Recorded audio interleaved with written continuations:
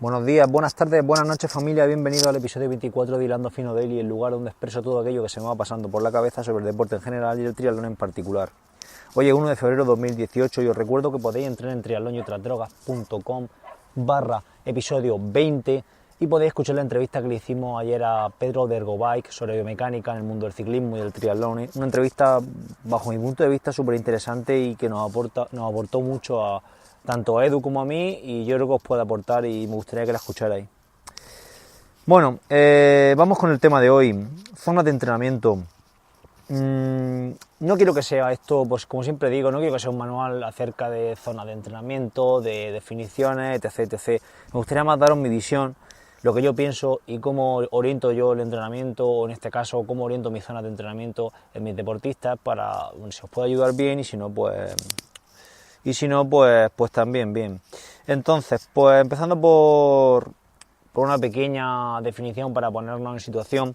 ¿Qué son las zonas de entrenamiento? Pues las zonas de entrenamiento podríamos decir que son esos tramos dentro de nuestra escala de intensidades donde pretendemos cubrir o completar, por así decirlo, un determinado objetivo fisiológico. Entonces, habrá zonas de entrenamiento más suaves que tendrán un objetivo, zonas de entrenamiento más fuertes que tendrán otro objetivo, y así pues sucesivamente en cada una de ellas. Toda la escala de intensidades la podemos dividir en diferentes zonas. ¿Cuántas zonas? Pues depende. Hay gente que divide, antiguamente eran 3 zonas, suave, medio, fuerte. Poco a poco, con el avance de la tecnología y de la capacidad de la tecnología y de los aparatos de medición que tenemos para discernir entre la medición de los parámetros fisiológicos del organismo, pues en definitiva se puede ir hilando mucho más fino y se puede ir categorizando, por así decirlo, más esa escala de intensidades. Entonces, pues intensidades, pues como he dicho, de antiguamente que eran 3 hasta algunos autores que sacan hasta 9 zonas de entrenamiento, incluso a lo mejor alguna más podríamos determinar.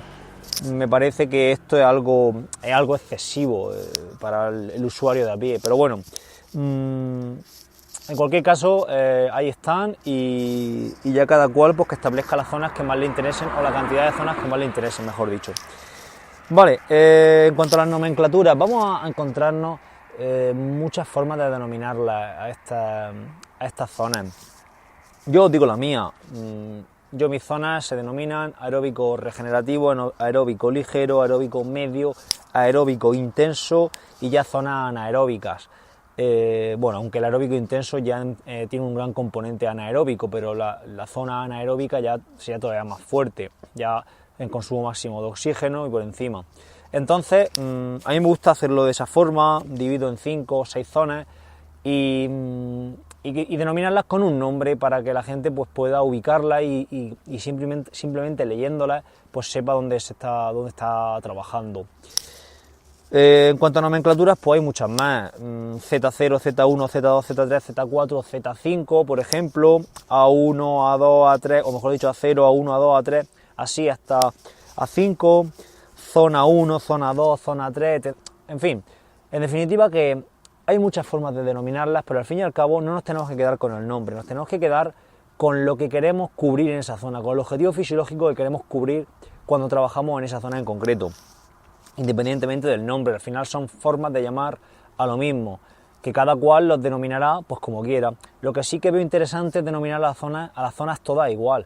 Es decir, si yo utilizo regenerativo, ligero, medio y de para arriba en carrera a pie, pues que las mismas sean para natación y las mismas sean para bici, porque he visto casos de gente que a lo mejor en natación denomina los ritmos A0, A1, A2, A3, así, porque es una nomenclatura más propia de la natación, y en ciclismo Z1, zona 1, zona 2, zona 3, más en consonancia con las zonas de Kogan, del libro de competir y entrenar con potenciómetro.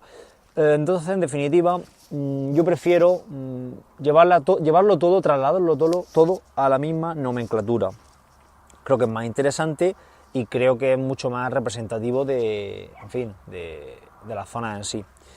Bueno, luego en cómo calcular las zonas, pues no voy a decir cómo calcularlas, cuál es el método para calcularlas, simplemente lo que quiero aquí comentaros es en qué basarnos para establecer las zonas.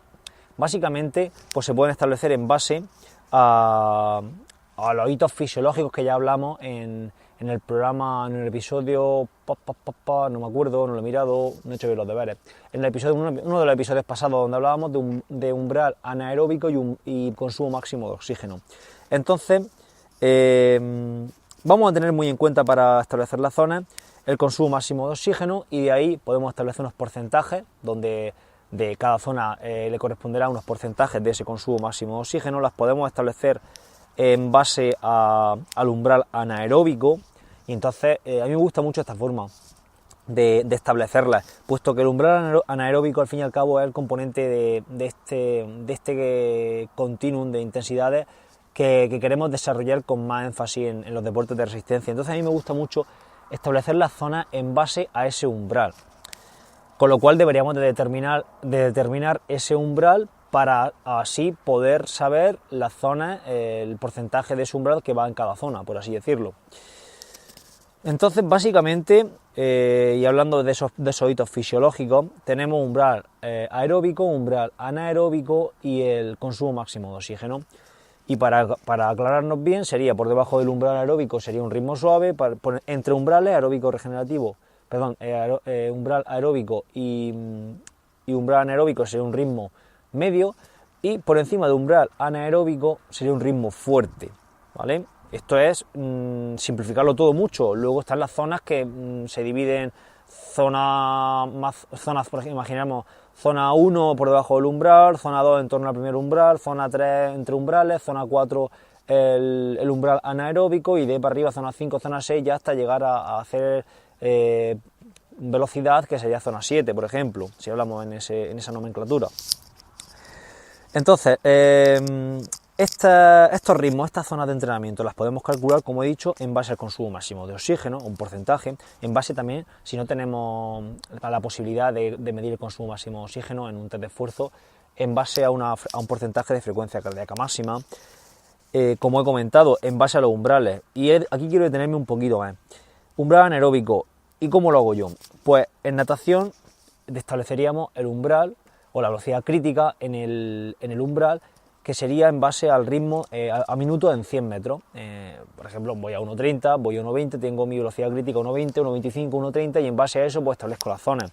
En bici lo haríamos con vatios, bien estableciendo algún test de esfuerzo, o bien estableciendo el umbral teórico, el FTP, en base a visualización de entrenamientos, o en fin, en base a alguna competición que podamos extrapolar ese umbral. Y en carrera a pie, lo interesante, bajo mi punto de vista, sería establecer el umbral en ritmo de carrera, en minutos por kilómetro, que sería muy parecido al ritmo que podríamos llevar en una competición de 10 kilómetros, ¿vale? Dependiendo del ritmo, 10 kilómetros, 15 kilómetros si tenemos mucho nivel. Y en base a ese ritmo, pues establecer el resto de zonas. Bueno, vamos terminando. Unos cuantos apuntes que quería daros acerca de esto y mi visión sobre ello.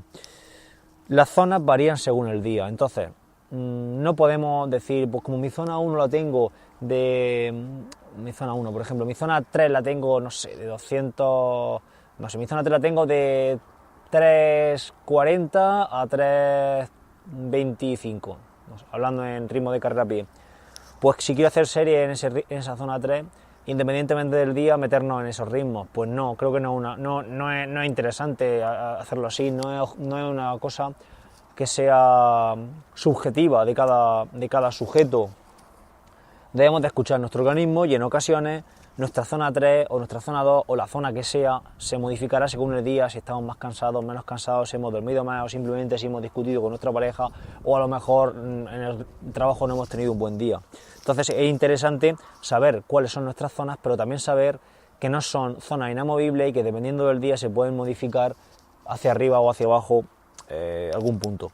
Luego tampoco son estancas, no quiere decir que a partir de, imaginemos, si lo hacemos en pulso, a partir de 150 voy en zona 4 y por debajo de 150 voy en zona 3. Esto no funciona así. Al final es un continuo, lo que es la intensidad son un continuo, y dependiendo del día, como he dicho antes, podremos ir en un sitio o en otro, y vamos mejorando, con lo cual encajonarse en zonas totalmente inamovibles y estancas pues no es una buena teoría y no es una buena forma de encarar el entrenamiento bajo mi punto de vista. Y por último, y relacionado con lo anterior, sería muy interesante guiarnos de la RPE. La RPE es la sensación subjetiva o la percepción subjetiva de esfuerzo, mejor dicho. Y se ha visto que lejos de que sea un poco arte, también se ha visto que tiene algo de ciencia esto de las sensaciones. Y se ha visto que ha correlacionado muy bien las sensaciones, por ejemplo, trabajando umbral, en un determinado mesociclo con las sensaciones trabajando umbral 3 meses más adelante, por ejemplo. Se ha visto que la sensación es la misma, aunque el ritmo sea diferente porque se ha mejorado o se ha empeorado. Entonces las sensaciones no cambian, lo que cambia son los ritmos a los que vamos en según qué punto. También os digo que los estudios que han salido de esto son mucho más extensos, se podría hablar mucho más sobre ellos, y esto es una apreciación que yo hago para haceros ver que las sensaciones son interesantes, también tenerlas en cuenta, y sobre todo que esto podemos hablarlo, lo tengo pensado para hablarlo en otro episodio. Las sensaciones hay que contrastarlas.